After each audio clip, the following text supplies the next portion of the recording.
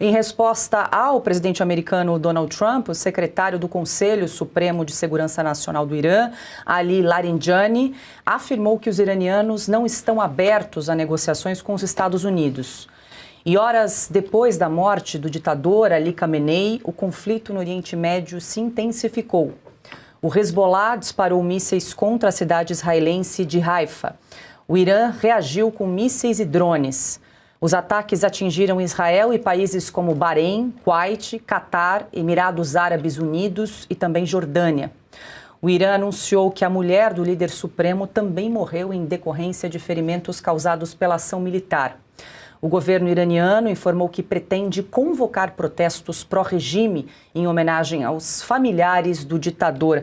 Caute, eu acompanhava a cobertura especial de vocês no último sábado e justamente vocês traziam essa preocupação. Como é que o Irã iria reagir a essa ação militar? Será que ele pode agora criar ações de terrorismo internacional como uma retaliação a essa ação dos americanos e de Israel? É o que a gente tem visto agora, esses grupos terroristas também tentando ali socorrer o Irã, que é um país que está isolado globalmente, né, Caute? Pois é, a capacidade do Irã de atuar fora de suas fronteiras, sua capacidade de projeção, ficou muito reduzida depois do dia 7 de outubro de 23. Os israelenses eliminaram um por um todos os proxies, né, todas as entidades que suportavam o Irã, que eram armadas, que eram financiadas e que eram orientadas pelo Irã, como, por exemplo, o Hezbollah no Líbano, que foi dizimado, e não por acaso, logo em seguida veio a queda do regime de Bashar al-Assad na Síria, que teve que fugir para a Rússia, e agora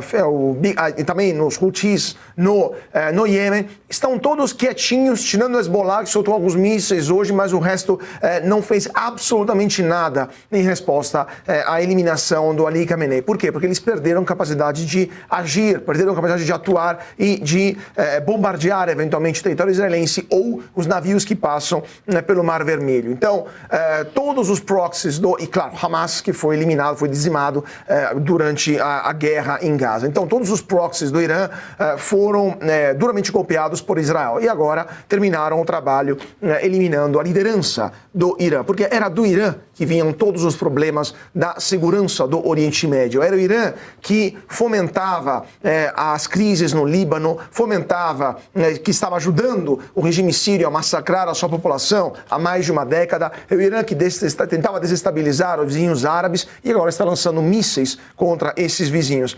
Agora, só pontuando, queria acrescentar aquilo que a Ana falou, alguns erros que os iranianos cometeram. Primeiro, como a Ana disse, acharam que o Trump era Obama. Não é. O Trump está determinado a fazer o que tem que ser feito, ou seja, acabar com o problema desta potência hostil no Oriente Médio, que está tentando obter armas nucleares e que tem uma visão transcendente da política, porque são clérigos, ou seja, não tem a visão materialista que temos nós, material, na vida cotidiana, e, portanto, eles estariam até dispostos a usar esta bomba atômica. Imagina só se o Irã tivesse bomba atômica hoje. O que teria feito com os mísseis que tem atingindo Dubai, Doha, ou a própria Riad, na Arábia Saudita, entre outros. Então, Trump decidiu acabar com a história e os iranianos achavam que podiam continuar negociando e entortando a administração americana, coisa que não aconteceu.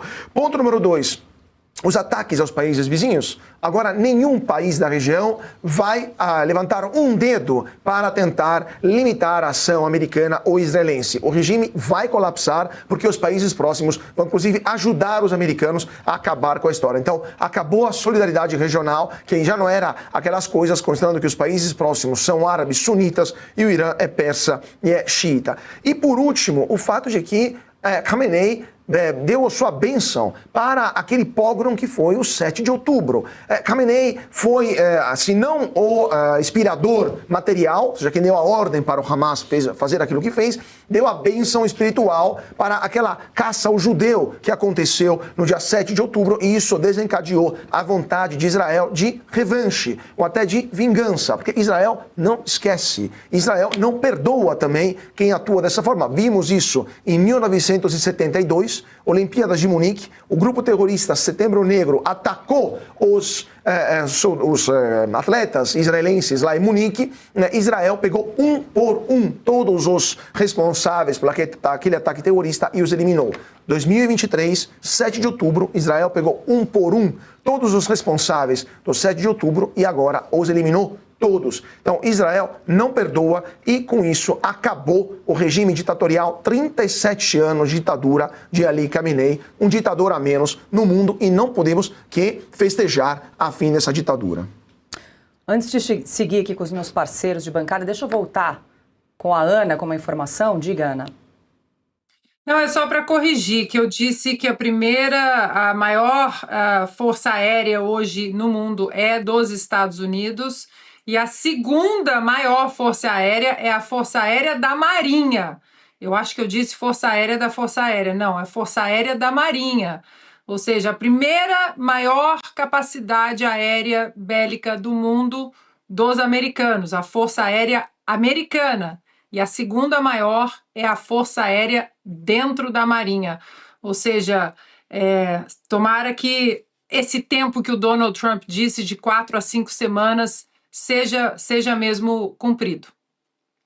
Piotr, quero te ouvir, mas antes, deixa eu exibir, compartilhar na tela com a nossa audiência um artigo que você escreveu ontem ainda, a gente lembra, ontem, dia 1º de março, 2h30 da tarde. Né? Tá aí, então, publicado no nosso site, O Xerife Necessário, inclusive é um artigo aberto a não assinantes. Exatamente. Da Revista Oeste, então todos estão convidados a realizar a leitura desse artigo do Piotr. E você começa, Piotr, o seu artigo, por isso que eu disse que você escreveu ontem às 2h30 da tarde, muita coisa, né, vai acontecendo aí nesse conflito, mas você traz o seguinte: o ataque ao Irã foi uma operação militar de sucesso, mas você traz essa questão que o regime precisa cair. Como é que vai ser feita essa transição do regime para acabar com essa ditadura do Ayatollah Khamenei, que foi morto num bombardeio, mas agora como é que fica, né, daqui para frente com a população iraniana? São 90 milhões de habitantes, né?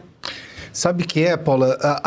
Quando você olha para a crítica sensata internacional, há até quase um apelo para que os americanos, que Trump não saia dessa operação militar sem antes fazer uma transição do regime iraniano. Pelo esgotamento do regime, pela situação que já vive o povo iraniano com todos esses protestos, fala-se em mais de 30 mil mortos pelo regime, 30 mil iranianos mortos pelo governo iraniano, simplesmente por uma discordância política. Nós estamos falando de um regime tirânico. E claro que se a gente olhar para a operação americana, eu até menciono aí, né? Os Estados Unidos do Donald Trump sempre começam pela diplomacia. É inegável reconhecer isso. É justo reconhecer isso. Houve tempo em relação, por exemplo, à Venezuela. Houve tempo agora em relação aos iranianos. Mas sempre tem um dia D. E quando chega esse dia D, aí essa máquina de guerra americana mostra ser implacável, altamente eficiente e vitoriosa. Veja que da operação na Venezuela, aqui para extrair o Maduro, né? Um ditador sanguinário também, houve uma operação de forças especiais, ou seja, é um outro tipo de operação militar, igualmente bem sucedida, não houve baixas americanas, conseguiu-se entrar na fortaleza do Maduro, extraiu-se o Maduro e agora ele está sendo processado dentro dos Estados Unidos. Nem 2 meses depois, há uma operação em larga escala como nenhuma outra força armada do mundo conseguiria fazer. A Ana mencionou, Ana, acho que você não se enganou, não. Você falou exatamente da Força Aérea estacionada nos porta-aviões, ou seja, nesses 11 porta-aviões que tem os Estados Unidos. Ninguém tem nada parecido com isso, muito longe do que qualquer outra força armada. Qualquer marinha seria capaz de fazer isso. Então, você tem em menos de 2 meses 2 operações extremamente eficientes, o que demonstra ali a força americana. Mas os Estados Unidos, Donald Trump, além de combater, ou seja, de perseguir tiranos, e eu estou falando de 2 que estavam há décadas aí incomodando a vida de cidadãos dentro dos valores americanos de liberdade, os valores universais de liberdade, não apenas americanos, tira o ditador Maduro e agora elimina o comando dos ayatollahs atômicos do Irã, porque nós estamos falando de pessoas que estavam escravizadas pelos seus próprios governos, ou seja, por mais que a esquerda mundial queira criticar Donald Trump, ela tem que reconhecer isso em algum momento. E aí eu tenho uma operação que também os Estados Unidos mandam um recado muito claro. A Rússia, que até outro dia parecia ser a grande oponente militar dos Estados Unidos, mas que entrou para uma operação militar que pretendia ser rápida na Ucrânia, está há mais de 3 anos e não consegue sair. A Rússia coleciona, na verdade, fracassos e demonstra fraquezas que não se imaginava. Tanto que o Putin, eu explico isso no artigo, recorre com muita frequência à retórica nuclear, uma ameaça nuclear, porque, do ponto de vista de guerra convencional, já demonstrou todas as fraquezas. E a China, que toda hora ensaia, falando de operações militares em torno de Taiwan, manda navios ali do lado para fazer pressão, não consegue dar esse passo, porque provavelmente agora olha ainda mais para os Estados Unidos, tamanha demonstração de força e capacidade de mobilização que tem as Forças Armadas Americanas sob essa gestão Donald Trump, ou seja, que toma a decisão, começa por diplomacia, mas a hora que o dia D chega e eles mandam tudo que tem.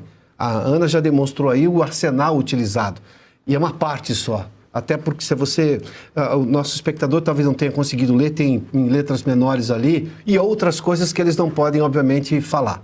Tem muito de serviço de inteligência, de como se quebra, por exemplo, informações e por aí vai. Então, nós temos hoje uma realidade que é um governo que já deu recados, inclusive, aos 2 maiores opositores. Um nuclear, que é a Rússia, e outro que é econômico e também nuclear, que são os chineses.